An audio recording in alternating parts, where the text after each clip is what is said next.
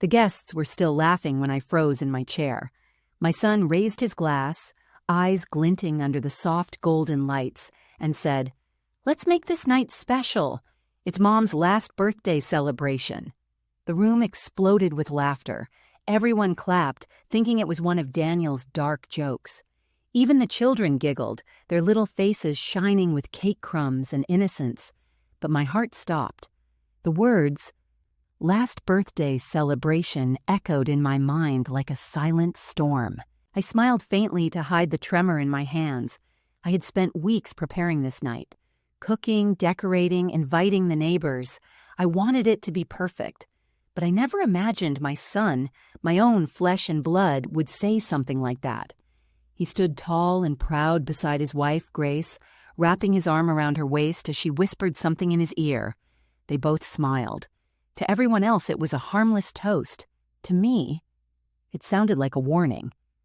Still, I laughed along, pretending not to care. If only they knew, if only they had any idea that I had already planned something of my own. Something that would make this night truly unforgettable. Before we start, let us know in the comments where you're watching from. Don't forget to like, share, and subscribe for more powerful stories. My name is Evelyn Carter, and I turned 67 tonight. Most people say I don't look my age, maybe because I've spent my whole life keeping others happy. I raised Daniel alone after my husband Thomas passed away from a heart attack 30 years ago. I never remarried. I thought loving one man and one family was enough to fill a lifetime. I worked 3 jobs, sometimes taking shifts at the diner until midnight, just so Daniel could go to college, just so he'd never feel the hunger I once did. I used to tell him, "Son, promise me one thing. No matter how high you go, never look down on people who helped you climb." He would smile and nod. Back then, his smile was honest. But tonight, that smile hid something cruel. Over the years, Daniel became everything a mother could dream of. Successful, charming, respected. People envied me for raising such a man. Grace, his wife, came from a wealthy family. She was beautiful, graceful, and for a while she treated me kindly. But as the years passed, the warmth in her voice cooled, and the laughter at the dinner table faded into politeness. I told myself it was normal. Families change. People get busy. Still, every time I visited, I noticed small things. A cold stare. A whisper cut short when I entered the room. A conversation that died halfway through my approach. I ignored it. Because that's what mothers do. We forgive, even before we're asked. Tonight, as I looked around the room, I saw faces I had known for decades. Neighbors, church friends, cousins, and children I'd watched grow up. Balloons floated near the ceiling, candles flickered on the cake, and the air smelled of sugar and flowers. Everything was beautiful, almost too beautiful. But inside, something felt wrong. I caught Grace's eyes across the table. She looked nervous. When she smiled, her lips trembled ever so slightly. Daniel placed his hand on hers, squeezing it in reassurance. Then he looked at me, his mother, and said, "Mom, don't go anywhere after the cake, okay? We have a little surprise for you." My chest tightened. A surprise. The word should have sounded sweet, but it filled me with dread. I forced a smile, nodding gently. "Of course, dear," I said. "I wouldn't miss it for the world." The guests cheered as I blew out the candles, their laughter echoing through the room. But as the smoke from the candles curled upward, I whispered quietly to myself, "If this is truly my last celebration, then I'll make sure it ends my way." They thought I was an old woman, harmless, soft, forgetful. But they were wrong. This was not the night they had planned. This was the night I had been waiting for. People often say that a mother's peace comes from seeing her children happy. For me, that was true. At least it used to be. Most mornings I wake up before the sun, when the world is still quiet and the only sound is the soft ticking of the clock above the kitchen stove. I make my tea the same way I always have. 2 spoons of sugar, 1 tea bag steeped just long enough to turn the water a deep amber. Then I sit by the window, watching the first rays of light touch the magnolia tree outside. It's peaceful here. This little house, my husband built it with his own hands 40 years ago. Every scratch on the wall, every creak in the floor carries a memory. I kept it exactly as it was, even after he passed. It's all I have left of him. After breakfast, I water the plants in the front yard and talk to them like old friends. I tell the roses about my dreams, the lilies about my worries. People laugh when I say that, but those flowers have listened to me more than anyone else ever has. Every Thursday, Daniel and Grace visit with the kids. I always make Daniel's favorite meal, chicken casserole with extra cheese, just like when he was a boy. Grace brings fancy desserts from a bakery downtown and insists I don't stress about cooking so much. But I can't help it. Feeding my family is how I show love. When they arrive, the house fills with noise. Children running through the hallways, Daniel laughing with that deep voice that reminds me of his father, and Grace talking loudly on her phone, organizing something or another. I live for those moments. After dinner, Daniel sometimes sits beside me and asks about old times. "Mom," he'll say with a tired smile, "how did you manage all those years alone after Dad passed?" I always tell him, "Love makes you stronger than you think, son. You just keep going until the storm passes." He nods, but I can see in his eyes he doesn't fully understand. How could he? He's never had to face a storm alone. I've always been proud of him. He worked hard, bought a big house, and built a good life. I wanted that for him. But somewhere along the way, he changed. His phone calls became shorter. His visits became more formal. Even his hugs felt rehearsed. Still, I convinced myself it was fine. Maybe it's just how men are when they grow older, busy, distracted, caught up in life. Sometimes, when Grace stays behind in the kitchen with me, she'll glance at my old furniture and say, "You should sell this place, Mom. Move somewhere smaller, less to take care of." I just smile and say, "This house doesn't take care of me, dear. I take care of it." She always laughs politely, but I see the impatience behind her smile. After they leave, the house grows quiet again. Too quiet. I clean the dishes, wipe the counters, and sit back in my armchair by the window, the same one Thomas used to read his newspapers in. The night air feels heavier these days, like it's carrying secrets I can't quite hear. Sometimes I wonder if I've outlived my purpose. A mother without a husband, a grandmother who only sees her family when it's convenient. Still, I tell myself, it's enough. They love me in their own way. But love should feel safe. Lately, it feels like I'm standing in a warm room that's slowly turning cold, and no one notices but me. I try to hold on to my routines, Sunday church, tea with the neighbors, tending to my garden. But every night when I lock the door, I catch my reflection in the hallway mirror. I don't see the woman I used to be. I see someone waiting for something she can't name. If you asked me a month ago, I would have said my life was peaceful. Now, when I look back, I realize it was the calm before the storm, the peace before everything I believed about my family would begin to crumble. It started with something small, something so ordinary that anyone else might have ignored it. But when you've lived alone as long as I have, you learn to notice the smallest changes. The tone of a voice, a glance that lasts half a second too long, a whisper that dies when you walk into the room. It was a Tuesday afternoon, 3 days before my birthday. I was in the kitchen, folding napkins for the party. The scent of cinnamon and butter filled the house. I had just taken a batch of cookies out of the oven for the grandkids. I heard the front door open, followed by Grace's cheerful voice. "Mom, we're here early," she called out. Daniel was with her. I smiled and wiped my hands on my apron. "You two couldn't wait for cake, could you?" I teased. Grace laughed a little too quickly. "We just wanted to help set up for the party." Her voice sounded bright, but there was something forced about it, like someone trying to sound happy while hiding something heavy behind their smile. They went straight to the living room. I heard the shuffle of papers, the creak of drawers opening. My heart sank a little. Those were my husband's old desk drawers. No one ever touched them. When I stepped into the doorway, Grace nearly jumped. Daniel turned sharply and smiled.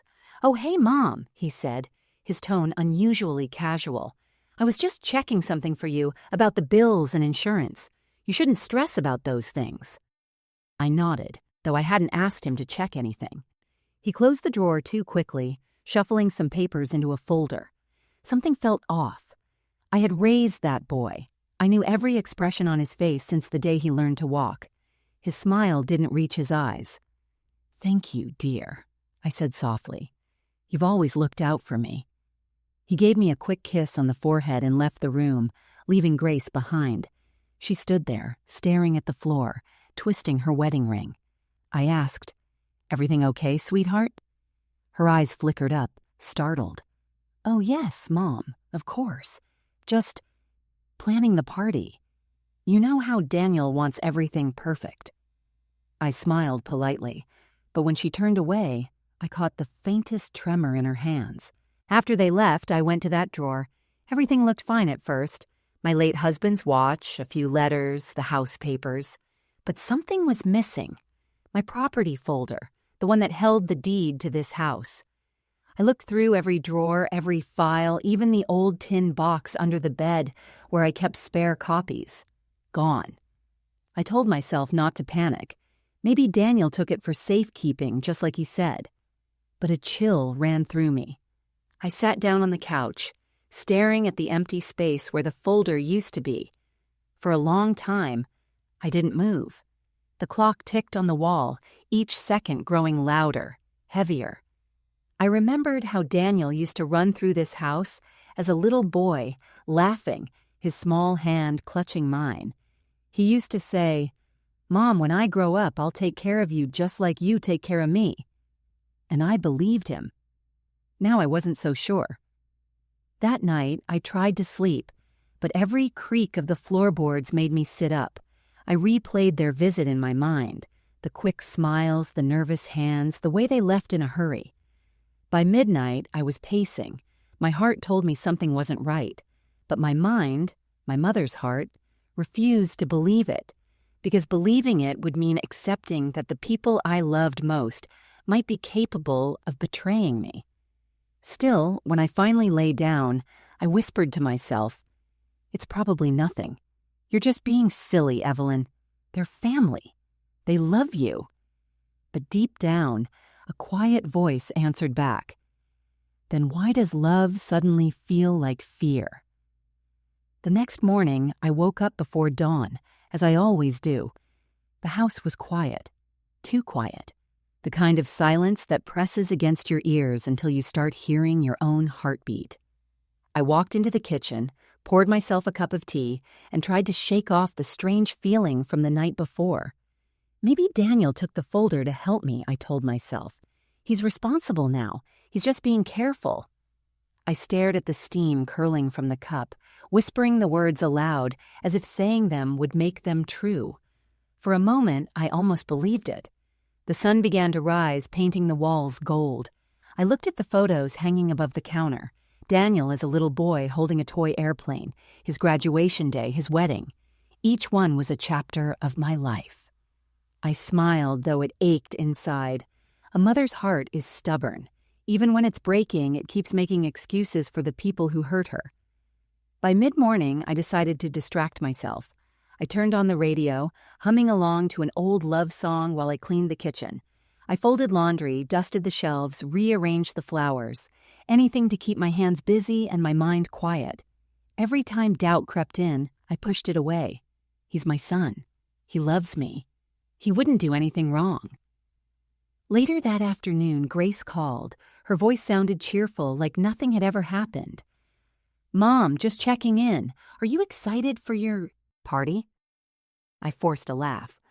"Oh, you know me. I never need a reason to bake too much." She giggled, but there was a pause. A long one. Then she said, "Daniel might come by later tonight. He has some papers he wants you to look over, just in case." The words made my chest tighten, but I kept my voice light. "Of course, dear. I trust him completely." I hung up and sat still for a long time, holding the phone in my hand. I told myself it was nothing. just some insurance or tax matter. But my fingers trembled slightly. I tried to pray, but the words wouldn't come. I lit a small candle by the photo of my late husband, Thomas. "You'd tell me if I was wrong, wouldn't you?" I whispered. "If I'm just being paranoid?" His smile in the photo didn't answer back. That evening, Daniel arrived alone. He looked tired, or maybe just distant. "Hey, Mom," he said casually, sitting at the table. "Grace is busy with the kids, so I thought I'd bring these for you to sign ahead of time. Save you trouble later." He slid a thin folder across the table. I looked at the papers but didn't read the words. I just stared at his face, memorizing every line, searching for the little boy I used to know, the one who used to run to me after school, clutching flowers he picked from the neighbor's yard. He smiled. "Don't worry, it's nothing serious. Just some routine stuff for the house and insurance." My throat tightened. I wanted to ask why now? Why without telling me first? Why does my stomach feel like it's falling apart?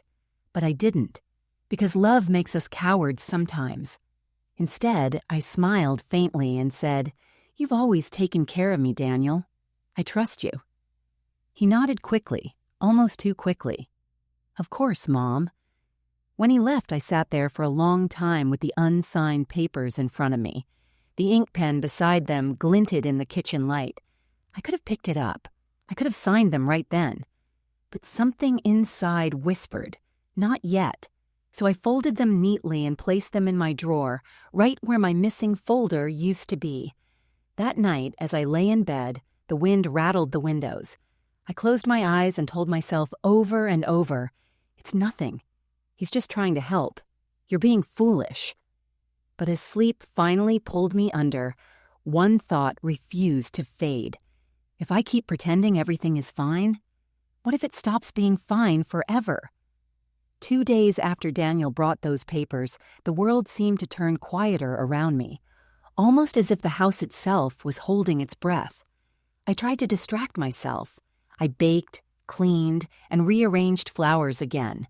But no matter what I did, my thoughts circled back to that folder he'd given me. It sat in my drawer, waiting, like something alive, breathing softly in the dark. That morning, I decided to take a walk to clear my mind. It was chilly outside, the kind of cold that seeps into your bones. The leaves had started to fall, covering the sidewalks in a golden blanket. As I passed by the mailboxes, I noticed a thick envelope sticking out of mine. The return address said, "Hamilton and Lowe Real Estate Group." I frowned. I hadn't contacted any real estate office. When I opened it, my heart started to pound. Inside were glossy brochures, pictures of my home, my living room, my kitchen, my garden. A letter was clipped on top. "Dear Mrs. Carter, we are pleased to move forward with the property evaluation and listing preparations as per your son's request. Please have all necessary ownership documents ready for transfer by the end of the month." I stood frozen on the sidewalk, the words blurring in my vision. Listing preparations, ownership transfer. I read the letter 3 times, each time slower than the last, praying I was misunderstanding it. My son had spoken to a realtor about selling my home, the house my husband built, the one I promised I'd never leave. I walked back inside, my hands trembling. I shut the door behind me and leaned against it, feeling the air leave my lungs. For a moment, I couldn't move, couldn't even think. Then I went straight to the drawer and pulled out the folder Daniel had left. My eyes scanned the pages for the first time. Words and phrases leapt out at me like knives. Property transfer authorization. Beneficiary Daniel Carter. Witness signature required. My breath hitched. The papers weren't for insurance or maintenance. They were to hand my entire house, my life's work, over to my son. Without hesitation, I called his number. It rang twice before he picked up. "Hey, Mom, what's up?" His voice was casual, cheerful. I tried to sound calm. "Daniel, I got something in the mail today from a real estate office. They mentioned your name." Silence. Then a quick, nervous laugh. "Oh, that? Yeah, it's just part of some legal paperwork we're organizing. Estate planning, Mom. It's normal. Grace's cousin works at the firm. You don't need to worry." "Estate planning," I repeated softly. Without telling me? Mom, come on, he said, voice firm now. I'm just trying to make things easier for you, so you won't have to handle it later. Something inside me cracked, but I kept my tone gentle. Later? Daniel, I'm still here. I'm still alive. He sighed impatiently. Of course you are. I just meant, never mind. I'll explain later, okay? Gotta run. And just like that, he hung up. I sat on the couch for a long time, staring at the quiet phone in my hand. My chest felt heavy, as if something precious inside had shattered. All those years I'd worked double shifts, skipped meals, and mended his clothes by candlelight. Not once did I imagine the day my own son would try to take the roof over my head. Still, I couldn't cry. The tears wouldn't come. I just sat there, numb, whispering to no one in particular, "What did I do wrong in raising you, Daniel? When did love turn into greed?" That night, I pulled out my husband's old photo again. His steady eyes stared back at me, strong, kind, and silent. I whispered, "You'd tell me what to do, wouldn't you? You'd know how to stop this." But he didn't answer. The only sound was the faint hum of the refrigerator and the wind outside, brushing against the windows like a warning. And in that silence, one truth sank deep into my heart. This wasn't a misunderstanding. This was betrayal. The next morning, I couldn't pretend anymore. The air in my house felt different, heavier, colder. I'd lived here my whole life, yet it suddenly felt like someone else's home. I decided to face Daniel. A mother knows when she has to stop making excuses. He arrived that afternoon with Grace, carrying a box of decorations for my birthday party. Grace's face lit up the moment she saw me, but her smile didn't reach her eyes. "Mom, we're here to help with the setup," she said, setting the box down on the table.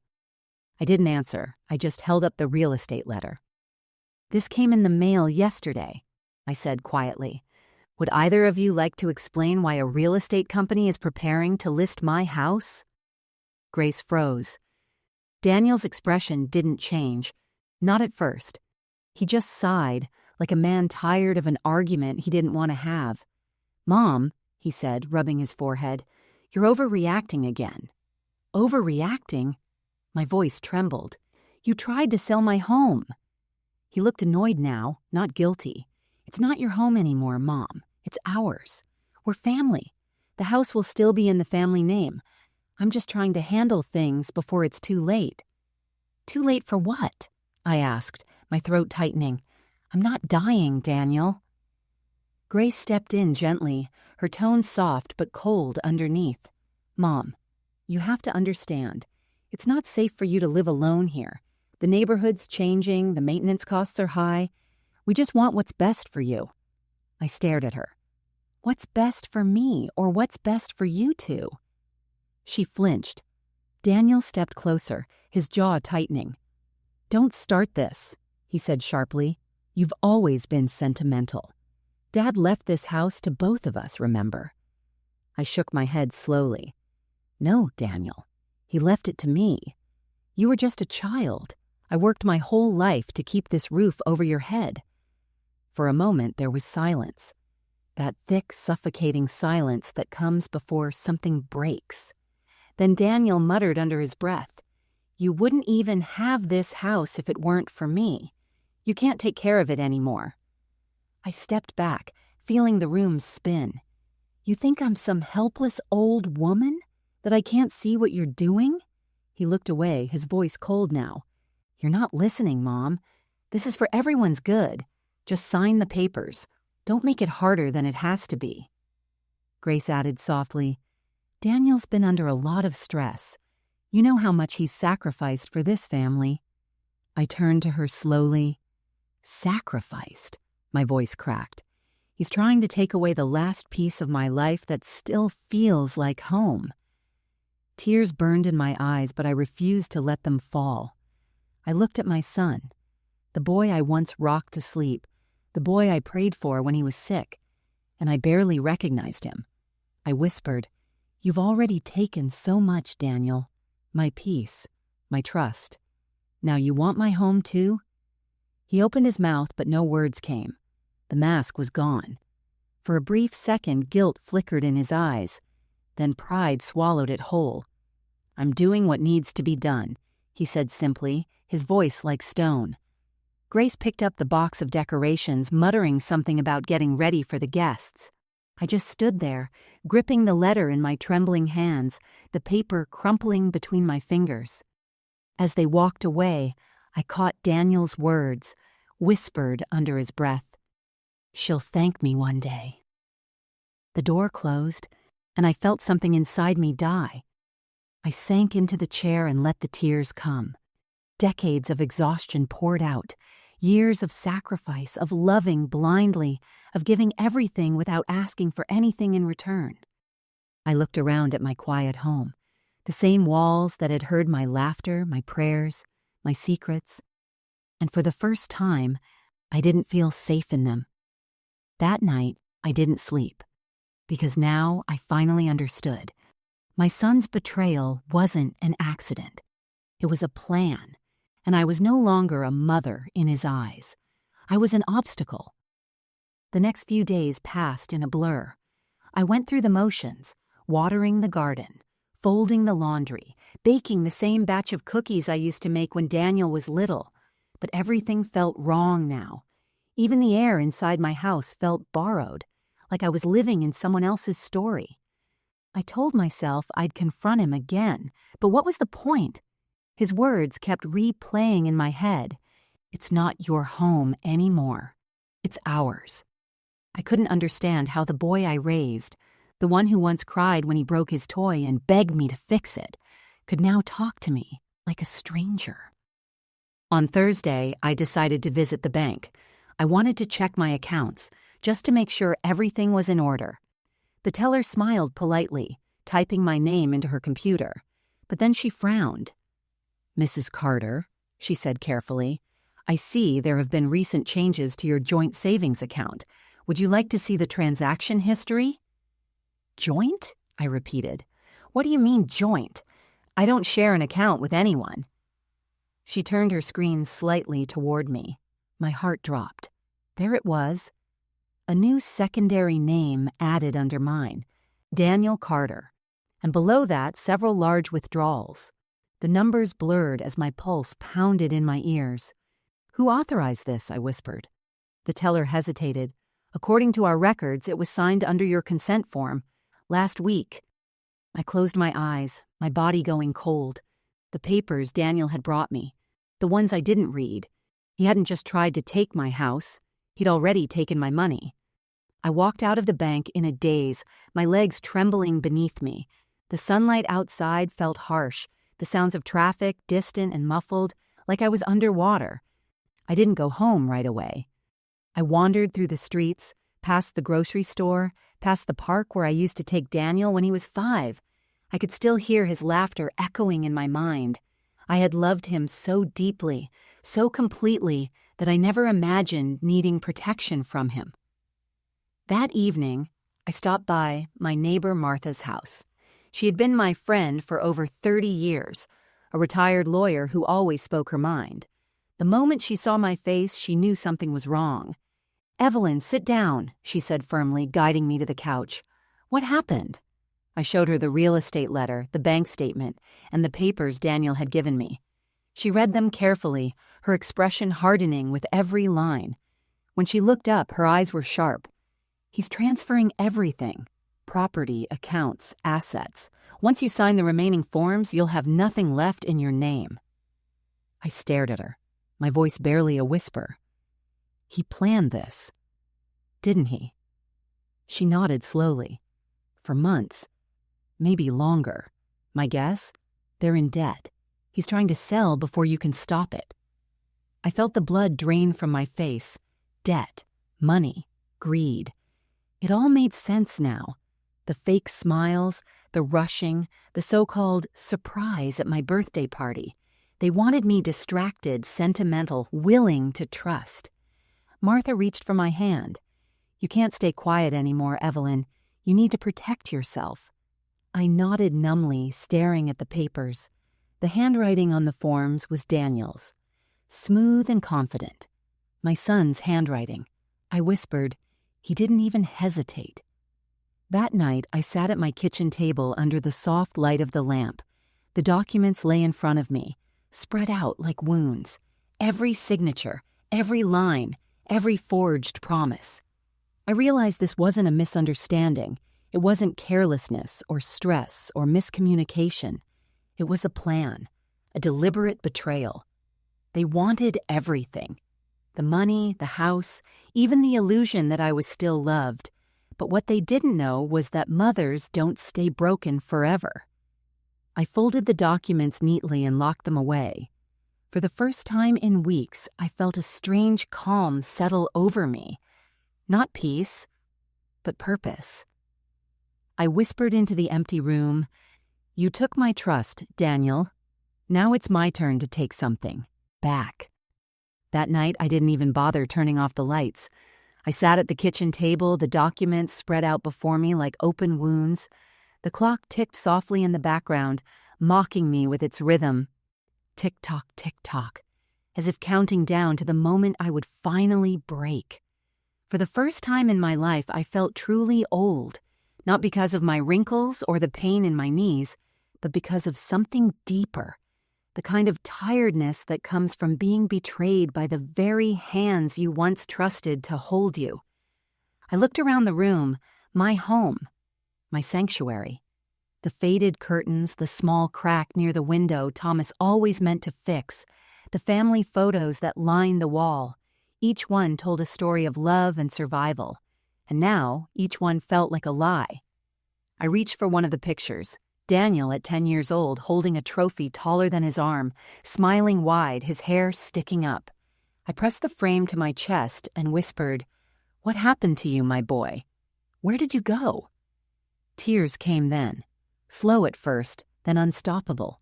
They fell onto the table, staining the papers, the ones with his signature. The same handwriting that once wrote, "I love you, Mom," on birthday cards. My body shook as I cried, the sound raw and quiet, echoing through the empty house.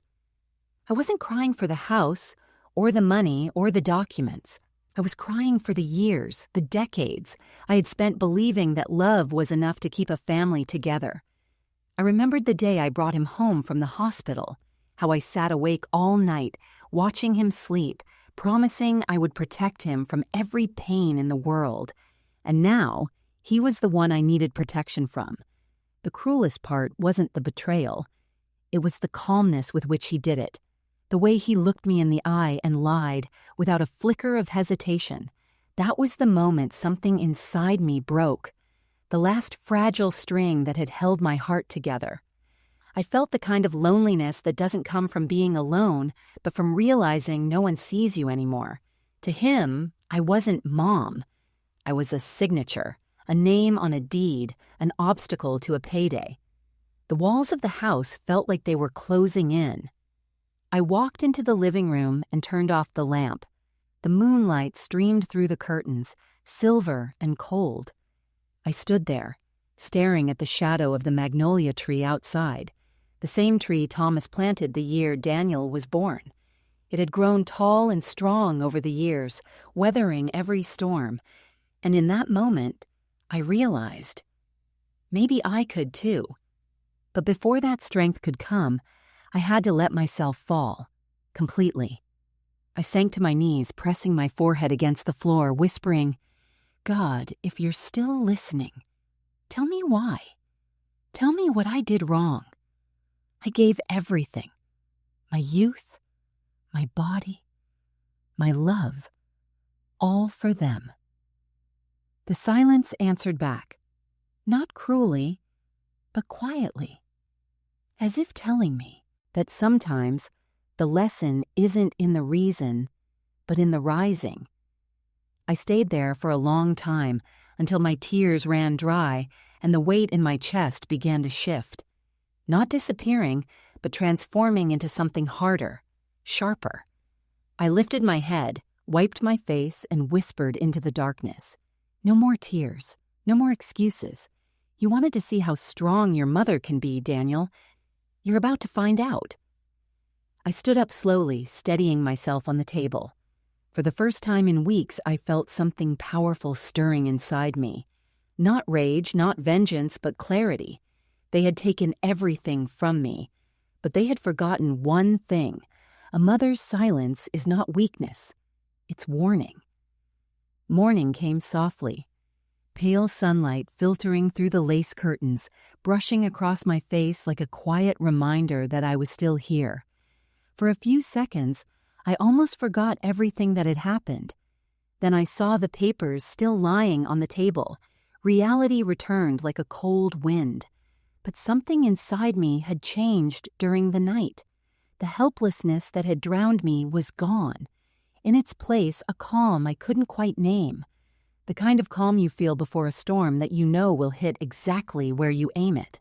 I brewed myself a cup of tea. No shaking hands this time. And sat down with the documents again. This time, I didn't cry. I read. Every word, every line, every signature, every lie. And the more I read, the stronger I felt.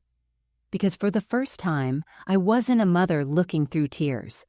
I was a woman who'd been used and who finally saw the game for what it was. I knew Daniel and Grace thought of me as weak, too old to fight back, too sentimental to notice. They forgot I'd spent my life surviving things much harder than betrayal. I had buried a husband, raised a child alone, worked through exhaustion and heartbreak. You don't come out of that fragile, you come out forged. I picked up the phone and dialed a number I hadn't called in years. "Martha, it's me," I said quietly. "You were right. I need your help." She didn't sound surprised. "I thought you might say that. Come by this afternoon. Bring everything." When I arrived at her house, she already had her reading glasses on, legal pads spread out across the table like a battlefield. I handed her the papers, the letter, the bank documents. She scanned each one, her expression darkening with every page. "This is fraud, Evelyn," she said finally. "Forgery and coercion. He used your trust to take legal control." I swallowed hard. "Can we stop it?" Her eyes met mine. "If you act fast, yes, but you'll need proof, and we'll need to catch them admitting what they did." I leaned back in my chair. "Proof," I whispered. "I can get that." For the first time in days, I felt something close to hope. It wasn't joy, not yet, but it was purpose. A mother's instinct is a powerful thing. It doesn't vanish when the child grows up. It only changes shape. That evening, I sat in my car outside Daniel's house, watching the lights through the window. Inside, I could see them moving around, Grace talking animatedly, Daniel pacing with a phone in his hand. I couldn't hear the words, but I didn't need to. I knew the rhythm of guilt when I saw it. They were nervous. They knew I was starting to suspect more. I turned on the small recorder Martha had given me. "Step 1, I whispered to myself, is letting them think I've forgiven them." The next day I called Daniel. My voice was calm, even cheerful. "Sweetheart," I said, "I've thought about it. You're right. Maybe I should sign the papers after all. Let's do it at the party. It'll be symbolic. A new chapter for us." There was a pause on the line, then Daniel's relieved voice. "I knew you'd understand, Mom.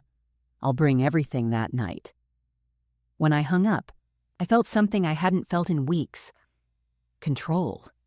That night, I opened my old jewelry box, the one where Thomas used to keep his watch. Underneath the velvet lining, I placed a tiny black device, the recorder. If they wanted my signature, I'd give them something else first, the truth. I looked at the photo of Thomas on the dresser. "You always said I was too soft," I whispered. "Maybe it's time to prove you wrong." I stood by the window, looking out at the magnolia tree swaying in the breeze, the same tree that had seen our first kiss, Daniel's first steps, and now, maybe, our last goodbye. But this time, it would be on my terms. For the first time in weeks, I slept through the night. Not because I felt peace, but because I finally had a plan. The next morning, I opened every curtain in the house and let the light pour in.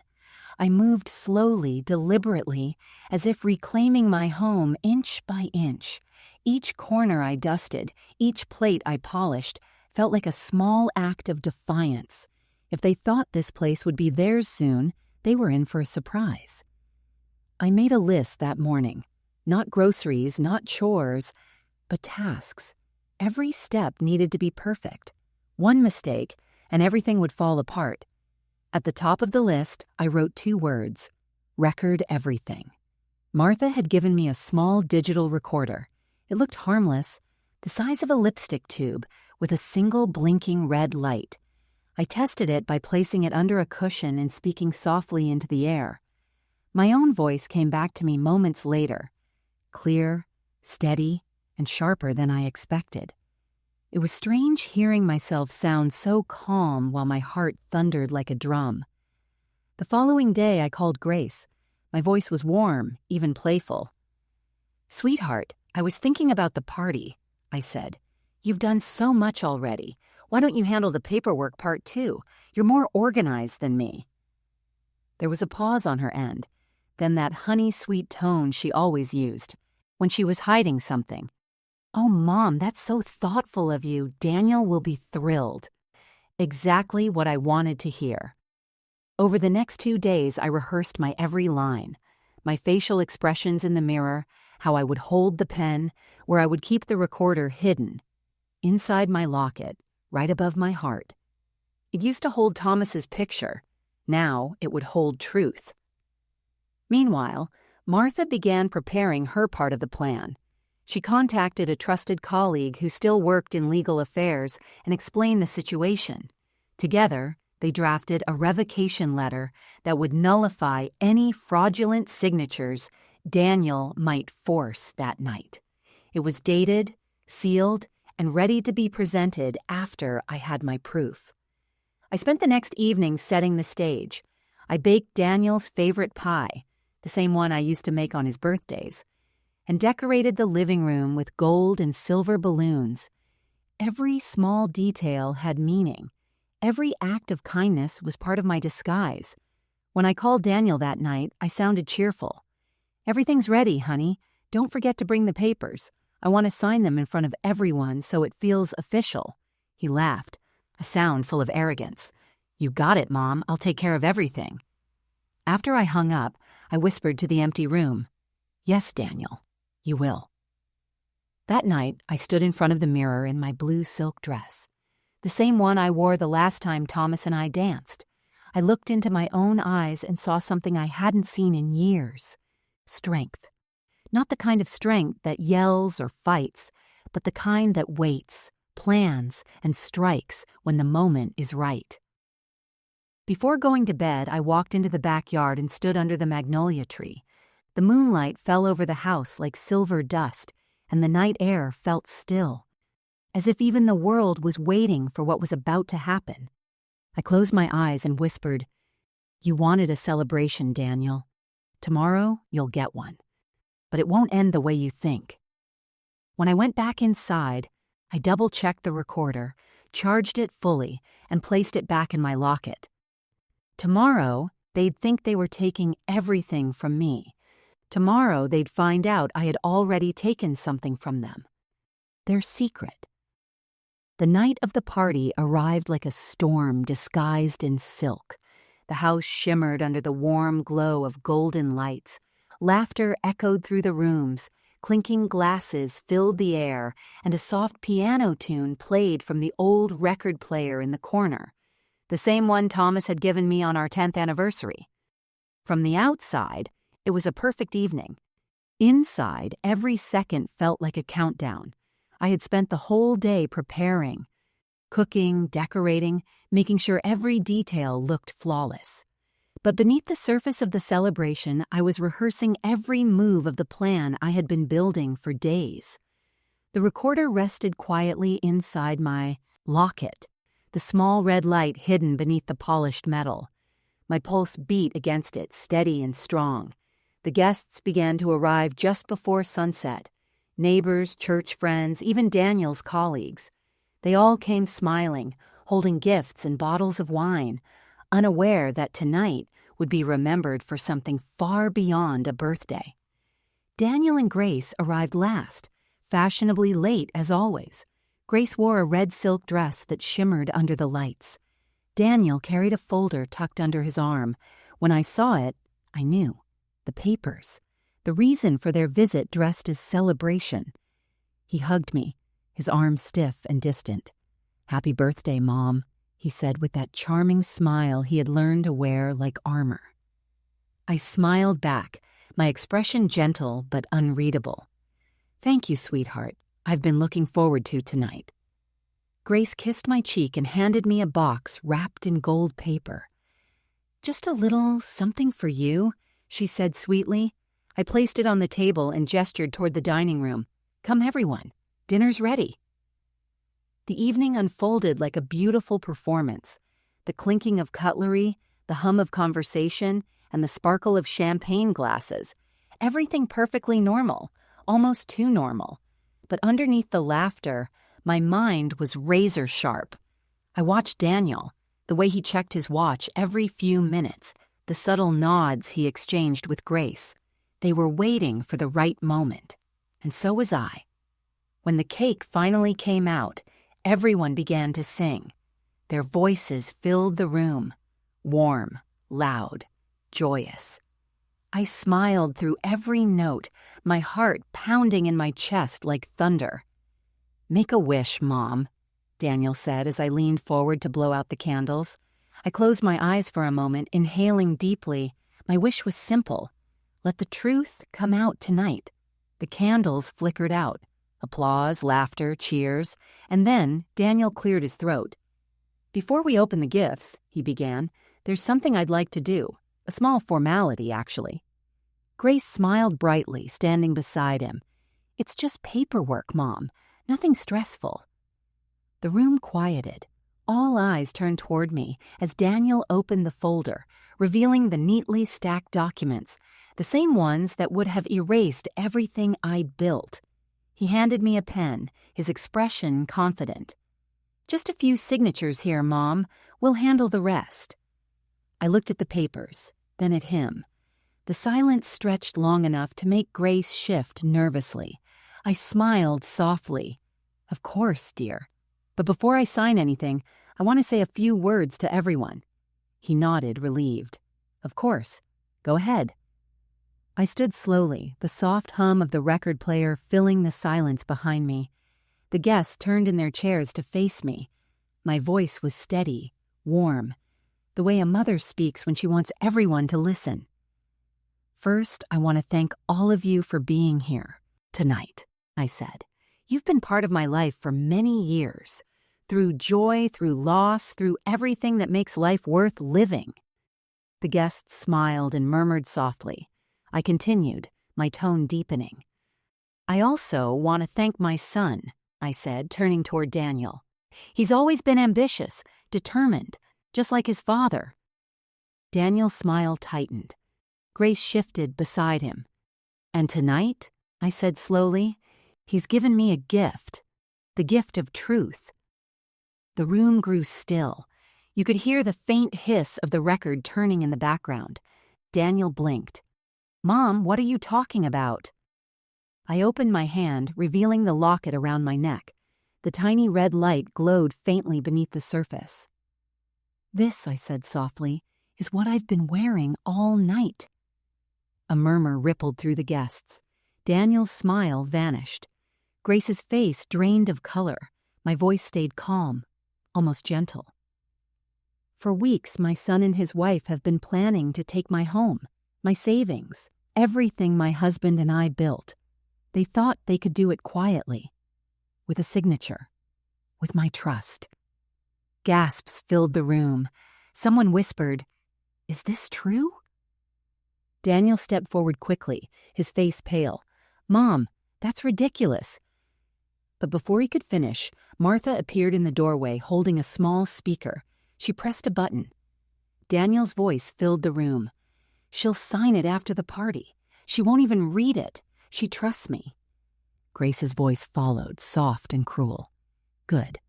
Once it's done, we'll list the house immediately. She won't know what hit her." The room went silent. The only sound was the slow, distant turn of the record player.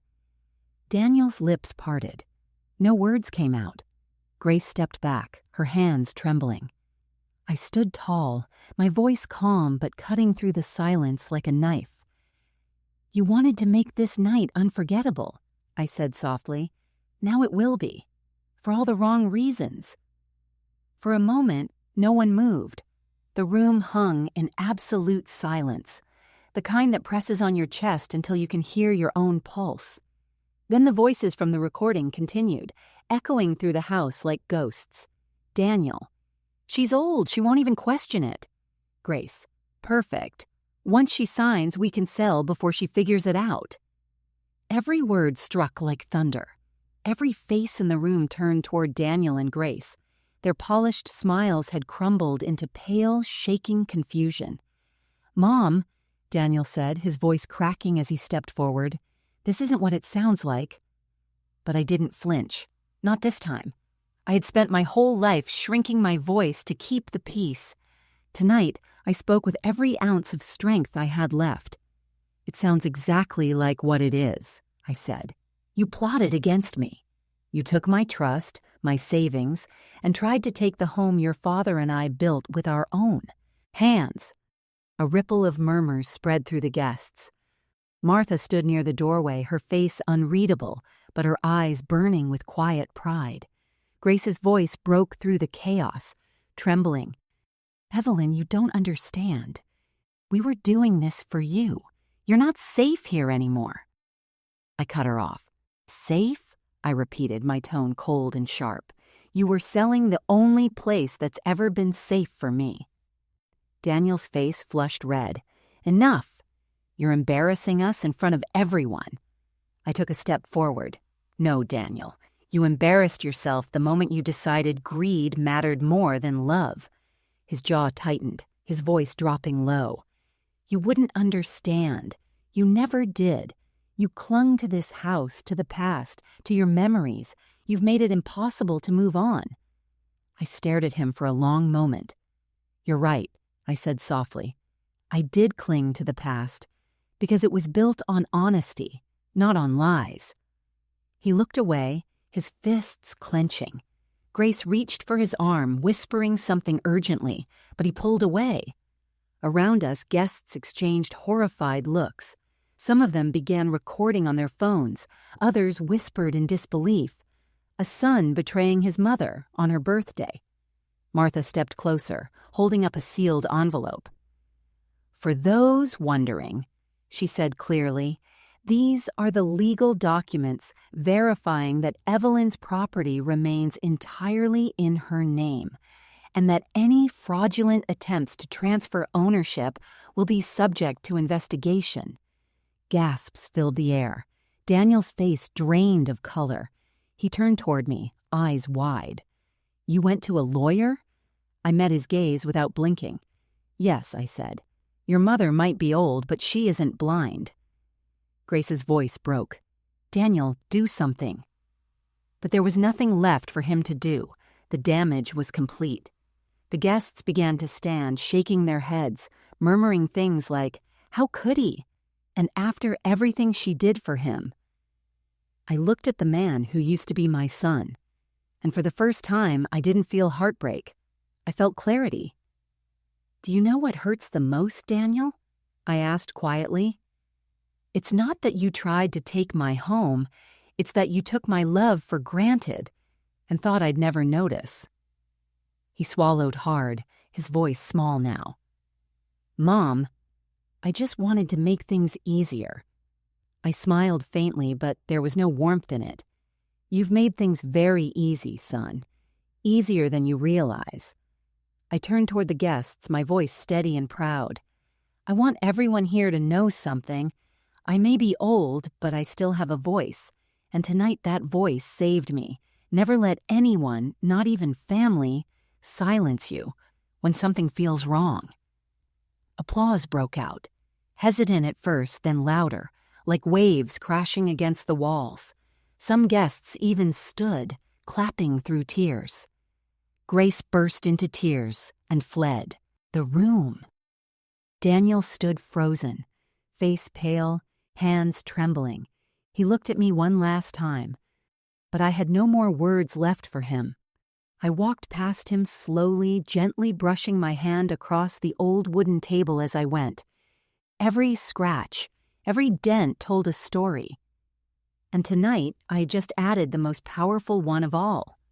At the door, Martha placed her hand on my shoulder. "It's over, Evelyn," she said softly. I nodded. "No," I replied quietly. "It's just begun." We stepped outside together. The night air was cool, the stars faint above the magnolia tree. Behind us, the sound of arguing voices drifted through the windows. Daniel's panic, Grace's sobs, the guests' whispers. But none of it mattered anymore. I stood on the porch, looking at the tree swaying gently in the breeze, the same one that had watched over my family for decades. Thomas had planted it with his bare hands. He used to say, "This tree will outlive us all, Evelyn. It'll remember everything, even what people try to hide." He was right. Tonight it had witnessed justice. I touched the locket at my neck, the one that had recorded every lie, every truth. I whispered, "Happy birthday" to me. The night was quiet again, peaceful, honest, and finally mine. The next morning the house was quiet again, but this time the silence didn't feel heavy. It felt earned. The balloons from last night still clung weakly to the ceiling. The smell of vanilla cake hung faintly in the air, and the soft light of dawn painted the living room in gold. For years, I had woken up to this same light and felt small, invisible, just a quiet old woman in a house too big for her. But not today. Today this house felt alive again, mine again. I walked through each room slowly, barefoot, my fingertips brushing against the furniture. The same table where Daniel once did his homework. The same couch where Thomas fell asleep reading the newspaper. The same walls that had absorbed laughter, tears, arguments, and apologies over 4 decades of living. It wasn't just a house. It was the story of my life, written in wood and dust and memory. Last night had been chaos. After the truth came out, most of the guests left in stunned silence. Grace fled before anyone could stop her. Daniel stayed behind for a while, pacing the living room, begging me to understand. He said words like stress, debt, family, and forgiveness, all of them meaningless against the weight of what he'd done. When he finally realized I wasn't going to save him this time, he walked out. He didn't say goodbye. Now the sun was rising, and for the first time in years, I didn't feel fear, only peace, and the kind of sadness that no longer hurt, just reminded you that you survived. I made myself a cup of tea and sat by the window, the magnolia tree swaying gently outside, the same tree that had seen everything: my marriage, my husband's funeral, Daniel's first steps, and now, the moment my silence ended, Martha arrived mid-morning carrying a small folder and her usual air of no-nonsense calm. She smiled when she saw me. "You look lighter," she said. "I am," I replied softly. "It's strange. I thought I'd feel broken after all this, but I don't. I just feel free." She sat beside me and opened the folder. "It's official," she said. "The property, the accounts, all secured. He can't touch anything now." I nodded, staring into my tea. "I don't want to press charges," I said after a moment. Martha raised an eyebrow. "You're sure?" "Yes." I took a deep breath. "I don't want revenge, Martha. I just wanted the truth. Let the guilt do what the law can't." She nodded slowly, understanding. "You're stronger than most people I know." I smiled faintly. Strength has a funny way of showing up when you have nothing left to lose. After she left, I stepped out into the garden. The air was crisp, the sky clear. I crouched beside the magnolia tree and placed my hand on its rough bark. The roots were deep, strong, unshaken, even after storms. I whispered, "We're still standing, old friend." Later that afternoon, Grace called. Her voice was broken, trembling. "Evelyn," she said, "I'm sorry. I never meant for it to go this far. It was my idea. Daniel he didn't know how to say no to me." I listened quietly. Maybe once I would have believed her, but not anymore. "Grace," I said softly, "the thing about lies is that they always sound like apologies when they're caught." She started to cry. "Will you ever forgive us?" I paused, looking out the window at the setting sun. "One day," I said finally, "but forgiveness isn't for you, it's for me." Then I ended the call. That night, I lit a candle for Thomas and sat at the kitchen table again, the same table where everything had started. I opened my old photo album, running my fingers over the pictures. I didn't feel bitterness anymore, just acceptance. Sometimes love turns to pain and pain turns to wisdom. As I closed the album, I realized that life doesn't end when people betray you. It begins again, quieter but truer.